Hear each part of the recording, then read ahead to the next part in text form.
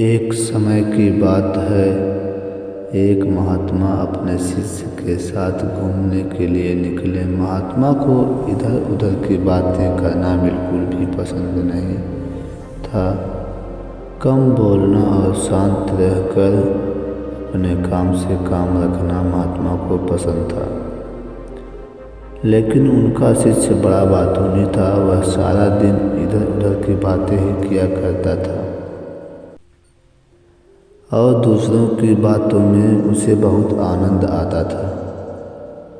चलते चलते जब महात्मा और उनका शिष्य एक तालाब के पास से गुजर रहे थे तो उन्होंने वहाँ एक मछुआरों को पानी में जाल डाले मछली पकड़ते हुए देखा। शिष्य को यह बात बहुत बुरी लगी और वह मछुआरों को अहिंसा परमो धर्मः का उपदेश देने लगा। लेकिन मछुआरा उसकी कोई बात समझने को तैयार नहीं हुआ। पहले मछुआरा शिष्य की बात को टालता रहा, लेकिन जब शिष्य उसकी बात नहीं माना तो दोनों के बीच में लड़ाई झगड़ा शुरू हो गया। जब दोनों आपस में बहस कर रहे थे तो महात्मा आगे निकल गए थे। लेकिन जब महात्मा ने दोनों को आपस में झगड़े करते हुए देखा तो वह वापस लौटे और शिष्य को अपने साथ चलने के लिए कहा और शिष्य का हाथ पकड़कर महात्मा उसको अपने साथ ले गए। महात्मा ने शिष्य को कहा, बेटा, हमारा काम तो सिर्फ समझाना है, लेकिन भगवान ने हमें सजा देने के लिए धरती पर नहीं भेजा है। शिष्य ने कहा, गुरुजी, हमारे राजा को इस तरह के लोगों के बारे में पता है जो इस तरह के बुरे कार्य करते हैं और ना ही वह उनको दंड देते हैं। आखिर इस तरह के लोगों को सजा कौन देगा? शिष्य की बात सुनकर महात्मा ने कहा कि बेटा, तुम परेशान मत हो।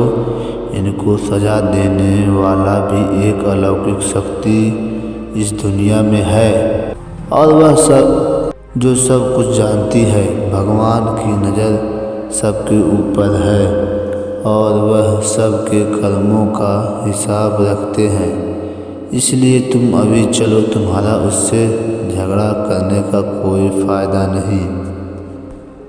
शिष्य गुरु जी की बात सुनकर संतुष्ट हो गया और उनके साथ चल दिया। इस बात को बीते हुए 2 वर्ष का समय निकल चुका था।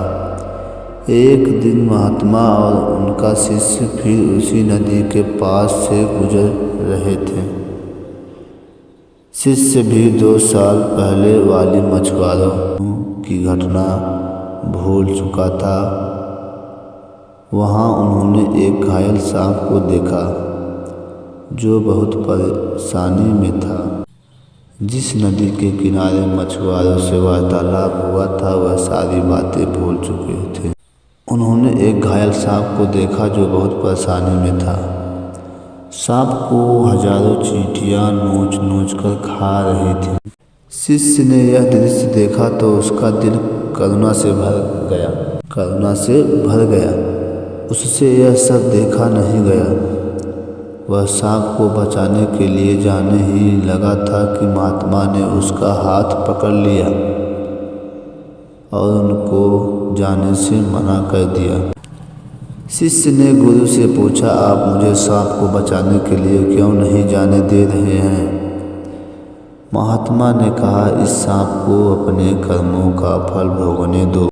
अगर तुम इसको बचाने की कोशिश की तो इस बेचारे को अगले जन्म में फिर यह दुख भोगना पड़ेगा, क्योंकि कर्म का फल सभी को भोगना पड़ता है। शिष्य ने महात्मा से पूछा कि गुरुजी, इसमें ऐसा कौन सा कर्म किया है जो यह इतना भयंकर कष्ट भोग रहा है? महात्मा ने यह कहा कि यह वही मछुआरा है जिसको तुमने 2 साल पहले मछलियों को न मारने का उपदेश दिया था। और वह तुम्हारे साथ लड़ने के लिए तैयार हो गया था। वह मछलियाँ ही या चींटियाँ हैं जो इसको नोच नोच कर खा रही हैं। शिष्य महात्मा की बात सुनकर हैरान हो गया और उसने महात्मा से पूछा कि गुरुजी, यह तो बड़ा ही अजीब सा न्याय है। महात्मा ने कहा, बेटा, इस दुनिया में है स्वर्ग और नरक के सारे दृश्य मौजूद हैं। सारे दृश्य मौजूद हैं। तुम्हें इस धरती पर हर जगह ईश्वर के न्याय के नमूने देखने को मिल सकते हैं। इसलिए अपने कर्म को हमेशा याद रखना चाहिए, क्योंकि सच यही है, जो हम करेंगे वह एक दिन हमें भोगना ही पड़ेगा।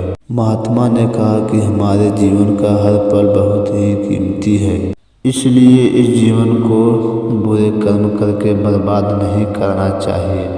शिष्य को गुरु जी की बात समझ में आ गई। कहानी का सार यह है दोस्तों, यदि हम अपने जीवन में बहुत ज़्यादा अच्छे कर्म करते हैं तो उसी के फलस्वरूप भगवान हमारे साथ न्याय करेंगे। इसलिए हमें जीवन में हमेशा अच्छे कर्म करने चाहिए। दोस्तों, अगर आपको मेरा यह वीडियो अच्छा लगा हो तो वीडियो को लाइक कीजिए और चैनल को सब्सक्राइब